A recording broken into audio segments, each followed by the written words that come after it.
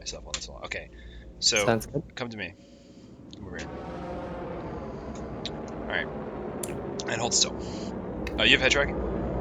Yeah. Okay, good. So there's a pretty common concept, right? This is the slot. This is my goal. This is what I'm trying to get to. Uh-huh.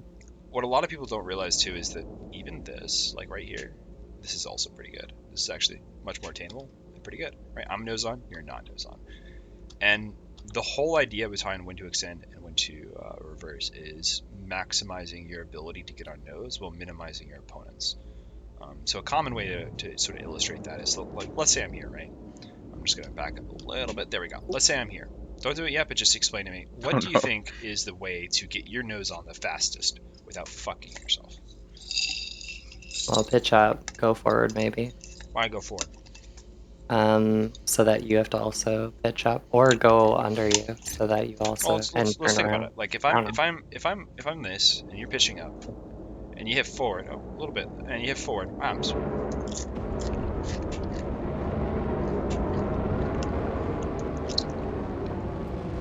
So Look at the probably slot. back strafe and name up. Makes it worse, right? So let's go back to that position. Okay. The reason why forward strafe is bad here, just hold still. Like the way I explain it of why forward strafe is bad there is, if you think about it, like if just in this position and you're just thinking, like if you forward strafe, I'm gonna end up all the way back here, right? I'm behind Yeah. you. The amount of turning you have to do to get onto me just massively increased. So you're basically Right. giving me the slot. You're letting me stay there. So you don't want to do that. Also, you're drifting a little bit. Yeah. So instead, you're saying back strafe, right? Why back strafe? Because you can get your up strafe on them quicker. Kinda. Or sorry, Pitch. your Yeah. pitch up Kinda. quicker. Why though? Something about making distance. I don't really know the math, but it's like something about a smaller like amount of distance traveled to be able to get your arc up. Yes. So there's two things at play there. First off, it's not back strafe. It's away from me as quickly as possible while Oh, did I minimizing your die? nose, which in this case is not just back strafe. It's back strafe and Down. yeah. So go ahead and try it. Watch what happens. Instantly. Right. All right. So if we go back in this position, the math behind this is really cool. Are you familiar with what the circumference of a circle is? Yeah. What's the formula? Oh, I don't. Pi r Pi r squared. squared. Okay. So pi r squared, right? Been out of high school a while. Well, hey, dogfighting at the end of the day is just physics. And there's something that can be said about depths and physics, but I'm not going to get that on my recording. So the idea here is I am trying to get around your ship. So you can kind of think of it as I have a circle. There's a circle around your ship in my eyes. It's the orbit or whatever, right? And I'm trying to get around that. And the smaller that circle, the smaller that circumference, the less distance I have to cross, right? Because if you think about it, if I'm right here, the circumference of this circle is, I don't know, 100 or whatever. That's not much distance to cross. But for Right. every meter that I get further away from you, what happens? You have to cross more distance. Not just more, exponentially more, because it's r squared. So now, okay. as every meter I get further away, it's a meter. Well, it's not really a good example, but every 2 meters I get further away, that's another 4 times pi distance I have to cross over, right? So it exponentially increases the amount of distance I have to cross, right? Okay. So I'm in your slot, and I'm orbiting you here. You can kind of pretend like I'm going down and I'm up pitching or whatever, right? And you want to get away from me because you're in the bad position. You want to make it harder for me to get around that circle. There's another thing at play too, and you talked about it, right? It's easier to get your cone on. Why? Why is it easier to get for someone to get their cone on when they're further away from something? I'm not sure. What happens to I the was area of a cone forward as it gets strafing further away people. from the pointy bit? That's wider. Exactly. So the area, you guys call it cone of fire, but the cone of your nose gets Hey. bigger and bigger the further away the target is. You can also think of that as with less pitch and yaw. So like for example, you're 100 meters away right now, and it takes me like say 10 degrees to get on. But now, when we go further out, and you're Oh, it's 400, it takes right. half as many degrees to get on. So it takes fewer degrees to get onto someone who's further away. Making sense? Okay, so we're going back to Absolutely. this problem, right? I'm in Okay. your slot, and it doesn't have to be this extreme, right? It could be even just this little bit where I had this. Free was having this problem earlier. Like I was just barely getting my nose on, and his nose was just barely off. What do you need to do in this situation? Say I'm shooting you. What do you do? You Guess extend I'd away. back up, go down, extend away, and then Well, do you need to go down turn fire. in this case? Is it really down, or is it just Uh, back? Which just goes further away from me? Down as well. Still? Well, think about it. If I'm in this position right here, Yeah. is it just isn't it just back? Okay, so it's okay. Right? Sure, yeah. Maybe a little bit of down, but you kind of want to think about like, yeah, down would be okay. But Would it be a direct line from if you were the center of the spear through me to the end, like wouldn't it just be like directly away? I was thinking like that. kind of, yes. But that's are you now understanding too why it's like if I'm here, forward strafe is atrociously bad, right? Because you Right. are getting If you're further getting away from closer. me, but think about the problem there. You're getting further away from me, and you're putting me further away from your nose. So in fact, when someone's in this position and they forward strafe out of it, they are absolutely fucking themselves because they are turning that R squared thing I just told you literally against themselves. Because now they're gonna get they're gonna get distance away from me a little bit, and I'm 180 degrees behind them. And then all I have to do is push in on them, and I can maintain a pretty close distance here because I can match your forward strafe. And even if I fuck that up somehow, I'm still 180 degrees behind you, and you have to turn 180 degrees, and I'm already on you, right? So Right. it's about strafing Oh, away I'm from in me while coupled also mode. minimizing for I me. was So like, what the fuck? say I'm here. You might want to roll a little bit into pitch, but either way, you still it's back strafe, down, left, right. I don't care. It's away from me. It's away from me. But it's also noticeable that like so for example, if I'm going down and up pitch here, you don't really want to push into my up strafe, but we'll get into that in a second. So that's one option. That's the extension. What's the other option? There's one more. If I'm right here, what's two inputs you could do? One strafe, Nice. one turn. You can do to completely reverse the situation. I don't know. All right, so I'm gonna tell you what the inputs are, and I want you to I test them out. roll? Okay. So, and only hold them, only hold the strafe for like maybe 1 second, okay? Ready? So you're gonna Okay. up strafe and down pitch. Go ahead. Up strafe, down pitch. Down pitch, down pitch, down pitch. Now look at what happened. You reversed it. You're under me now. You've completely reversed the situation. This is a reversal. Making sense? Yeah. So the reversal only works if you're like literally this close to someone, really close to someone. Counterintuitively, this is gonna sound weird. Because we have such high strafes, it is really hard to do the reversal on someone. The reason being, I have so much back strafe, side strafe, left strafe, down strafe, that if you do try to do the reversal on me, I have instantaneous reaction to get away from that. If we both had lower strafes, like if you had 3Gs or 4Gs of strafe and I had 3 or 4Gs of strafe, and you try to reversal from here, it would actually be more successful because I would have less opportunities to react. And that sounds weird, counterintuitive, because you're thinking, well, I would have less, you'd have less to push with. That's just how it works out. Anyway, 101 reasons why Mastermind sucks. Where were we? So that's the whole idea behind getting out of it. Now let's reverse the situation. Let's say you're here. What do you want to be doing? You have nose on. I don't. I would want to down strafe, apply forward, and pitch up. Exactly. Yeah. So go ahead and try it.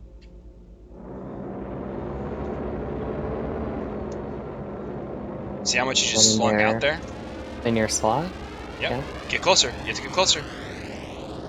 So the problem you run into with this is if you up Going too strafe, fast. if you down strafe, you sort of swing out too much and you drift away from me. If you up strafe, you risk getting inside my nose cone. So there's this weird balance here where you have to figure out how much of which one and how you can maximize it. In theory, you'd want to just like hold a boosted forward strafe and maybe that would get you in close enough. But even that, you're still potentially going to drift out. It's very hard to maintain this because it's so easy for me to just do this, and it's so easy for you to accidentally drift out. Right. The only situations you really see that happening consistently, and it's easy, no offense to anyone here, is when they're holding forward and they give it to you. And again, a lot of people make that mistake for the first couple times. But you're never going to make that mistake again, right? I will try and remember all this. Okay. So, Recap. This is the position, right? What do you want to be doing here? You've got nose on, I don't. Down strafe, go forward, pitch You want up. to get closer to me. You want to Get reduce close. R. That's it. Like, don't give me the inputs, give me the idea. You want to reduce the R because you want to get Okay. closer to me. You want to make that circumference smaller. Reverse situation. Real quick. I'm nose on first. What do? You want to increase R? Go up, pitch down. No. You want to increase R. Oh, Don't tell me the increase inputs because R? it's gonna be different, right? If I'm under your nose, it's gonna be a different input. If I'm on your left, it's gonna be a different input. It's just think about it in terms of what you want the result to be. Right. Because you kind of have this intuitive understanding of how to move your ship in one direction, right? And what you need to build is an understanding of, well, where the fuck do I want to go? Do I want to increase my distance? Do I want to decrease my distance? And then you start to build your intuition on how you can efficiently move your ship in those ways. Making sense? Yeah. Okay. There was something else about this. Oh, another neat trick when in doubt and you're struggling. If you're in a Hornet or something, especially, this is good. If someone outrates you like this, what you can actually do is just hold a strafe left or right and up pitch and just roll to keep your opponent in pitch. What Oh, you're that doing does, is it turns the orbit that we have going into an ellipse. And with the ellipse, once we both get to like those end bits of the ellipse, we both get nose on. Any ship, basically. Gladius on a F8 can do that eventually. I say eventually, so eventually the F8 might be dead by then, but it can do it. It can do it. Just take some time. F7 especially, very fucking obnoxious. I hated it when I learned this trick because then I just was flying the F7 3 patches ago and it was like, great. Now Gladiuses can't do anything because they'll get some damage on you, but they won't get enough. But it sort of goes into the same concept if you're trying to maximize that distance. Just the reason why you're using a side strafe instead of a strafe away is because in something like a Hornet versus a Gladius, it's a lot harder to do that down and away strafe because the Gladius has so much more forward G's than you do have that away G's.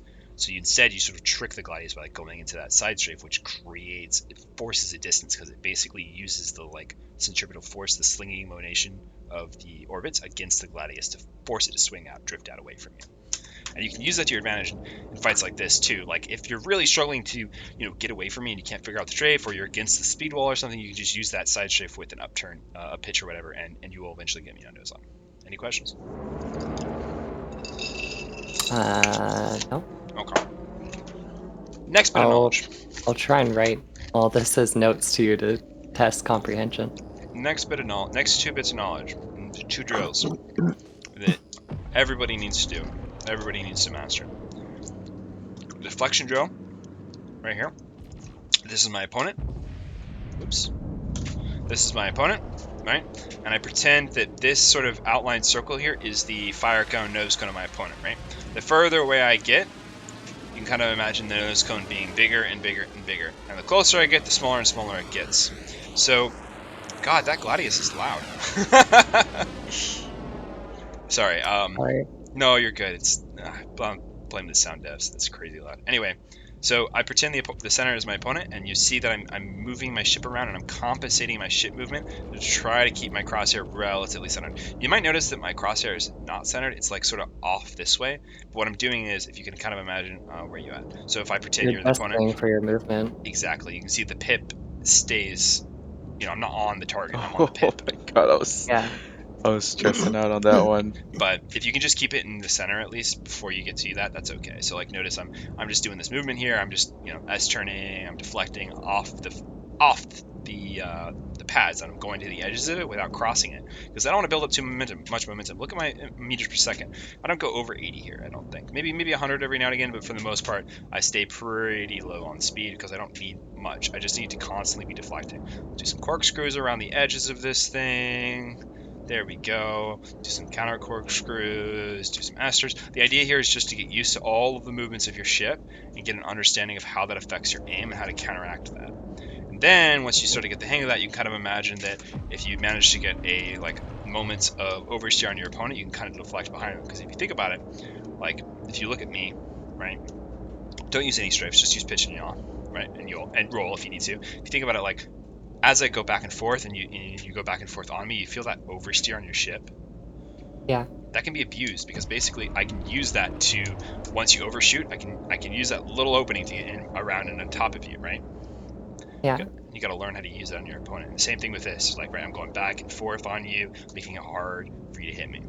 Right, that's the deflection. It's really good against new people. It's okay against everybody else, but you kind of have to have it.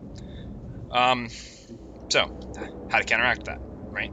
You're thinking, well, how the fuck do I counter that? So go ahead and start using your strafes again. The idea is, if you look at my screen, every time this oversteer pops up, you're making a mistake. You're almost always making a mistake. Every time you see this, see how I'm oversteering, creating that oversteer problem, you're probably making a mistake. So instead, notice how if you go on and I'm shooting you, and you go under my nose or whatever, say you go under my nose and I go, oh shit, and then I do like a roll and a strafe to get you back in, and then a roll and a strafe to get you back in. It's this weird sort of like strange sort of seesaw or like unusual eccentric looking movement that makes it so that your opponent always stays generally wherever the fuck your VJoy is. Like I'm not moving my VJoy much. Like look at this. This is my max VJoy movement. This is what I move it at. I move it at maybe, what is that, 10% out of its maximum most of the time here. Sometimes 20. And I'm just keeping you in that top 90 degrees, anywhere from the top left to the top right 45 degrees. It doesn't really fucking matter, right? And I'm just focused on that. And if you try to get under it, I roll to compensate. I roll to put it in, because every time I oversteer like this, I'm giving you an opportunity and I'm fucking up my aim.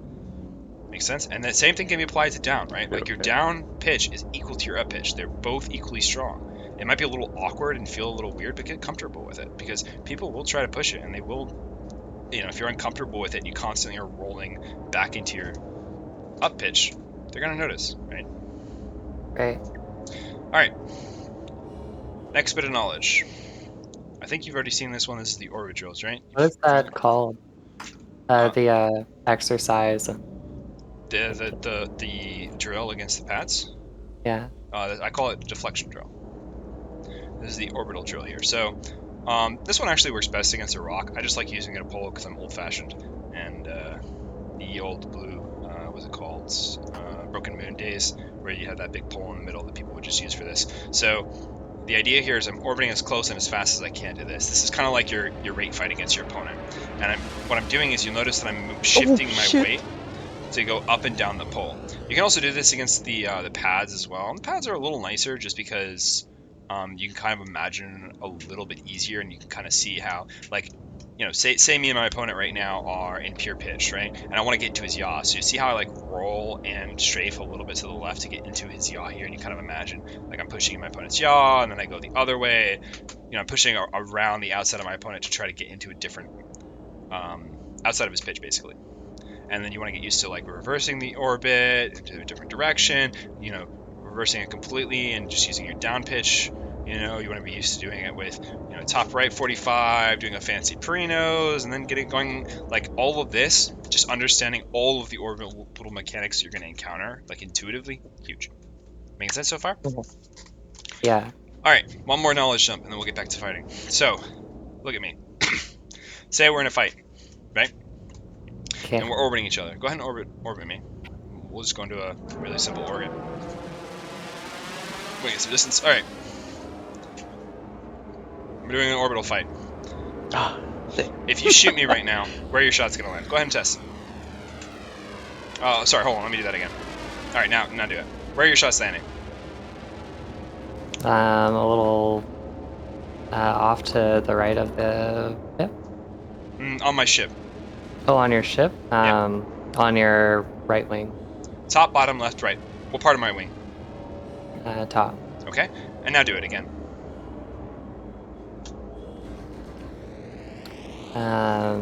Side chassis. Yep. So the idea here is you can use your rolls to offset your opponent's damage. Notice how I'm just using rolls, and by doing that, I can control where your shots are landing and where you're doing damage to my ship. Let me just, oops, wrong button. There we go. Let me just get out real quick. So by rolling, I can basically make, at least at those distances, like 3 to 500, 600 meters or so, when you're doing those simple orbit trades, I think about where your bullets are curving. Because at the end of the day, none of your bullets, unless I'm sitting dead fucking still, none of your bullets are coming at me head on, right? Like none of your bullets are actually coming at me. Wow, I need to to reload. Thank you. None of your bullets are coming at me here, right? Like none of your bullets land here, unless I'm, holding still or something went wrong. When we're in those sort of movements, all your bullets are sort of landing on the edges of my ship, like the top side or the left side or the right side or the bottom side, right? Because you think about it, your bullets come in and they're going I'm moving. I'm not going straight towards you. I'm going left, right, up, down, maybe a little bit towards you. So they're coming at me from different angles. They might hit me here, they might hit me down here. Either way, your bullets are never hitting me straight on unless we're both going literally straight towards each other, right? Making sense? So Yeah. you can sort of watch your opponent and manipulate them into where their shots hit you and where your shots hit them. So let's go through the ship real quick. You'll notice there's some places on this ship that are a lot less dangerous than others. So if we look down here, this is an okay spot to hit. You might look at this and say, whoa, this seems terrible. Well, this and this getting hit is really bad. I'll get to that in a minute. But this getting hit isn't so bad. This thing right here, as far as I can tell, it's literally invincible. It can take as much damage as possible. I've literally rammed massive ships with this thing, and yeah, I've been fine. Totally fine. It doesn't seem to damage pipe to anything else. Don't know if that's intentional or not, but that is the way it is. On the top side, this is the worst. You don't want this to be hit. Because look at this. You use the gun, right? Say again? Thrusters. You use the gun and thrusters. From this side? Like you're aiming at the rotational thruster on the wing, weren't you? Well, yeah. So like if I'm hitting this side of the ship, I'm hitting those wings. Those are important. I'm hitting this whole HP. If that breaks, I die. I'm hitting that, which if that breaks, I die. So this has Right. all the juicy stuff on it. You hit here, you're gonna hit something that's good, especially this. But if you hit from the sides, like notice a couple things. First off, whoa, I'm not used to ZRG yet. Notice how the hitbox of this is a lot smaller than the top. A lot smaller. Mm. It's not so bad. And if you hit this, like I don't give a fuck. These wings are just decorative. They don't do shit. The gun is pretty durable. It's probably not going to go down. I don't care about those missiles. Again, this invincible. So like when you're getting hit on this side, unless this wing gets torn off and we get to something else, and even if it does, like look how thin this wing is. Like it's probably not going to get hit. The damage is probably going to go somewhere in here, and half of that you don't care about. It's an invincible thing. So there's this tiny little margin here where your shots are going to hit and they're actually going to be deadly. And otherwise, it's just dead space or things you don't care about. Same thing on the other side. Now, another thing to note on getting hit from above and just getting hit in general. By the way, you'll notice I still use 45s a lot just because if you look at the angle where the 45s are, I actually don't mind this angle too much. It can be it can cause problems because of this wing. I'll get into that in a second. But 45s also not so bad. Anyway, so these wings, these are a problem child. The whole HP of the Gnosis Gladius is 2136, 2136 or so, I think, and this is like 2100. This wing right here is 600 HP. You know how few shots that is? Like, can you guess how many arc light shots that's gonna be? I don't know. Before you run out of bullets. Alright, let me see if I try this one. Going to single fire mode, that was 30 shots. 1, 2, 3, 4. 34 shots. Wow. 34 shots from an arc light blows off that wing. What? Disgusting. And if you lose the tidbit here,